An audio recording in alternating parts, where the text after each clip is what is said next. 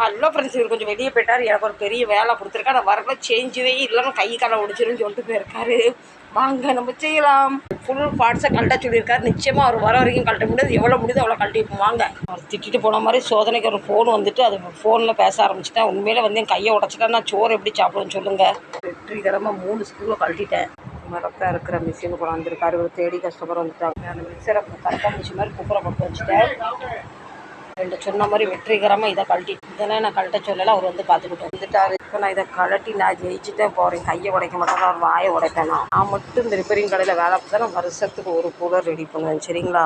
எல்லாருக்கும் தெரியும் இப்போ வெயில் வரப்போது நமக்கு குளுக்க வரும். நம்ம மொத்தமாக அப்படி தூக்கிட்டு வந்து சேர்த்து வச்சா நாங்கள் என்ன செய்வோம்? அப்பப்போ கொஞ்சம் கொஞ்சம் செஞ்சு வாங்கிட்டு போனால் எங்களுக்கும் பிரச்சனை இல்லை, அவங்களுக்கும் பிரச்சனை இல்லை. எங்களுக்கும் 4 காசு எப்பவும் ரெகுலராக வரும்ல. இன்னொரு கூலர் இந்தா ஒன்று கூலருக்கு வயர் தான் போடணும். கஸ்டமர் வயரும் புதுசு வாங்கிட்டு வந்துட்டாரு. வெறும் சர்வீஸ் சார்ஜ் மட்டும் தான் வாங்கணும்.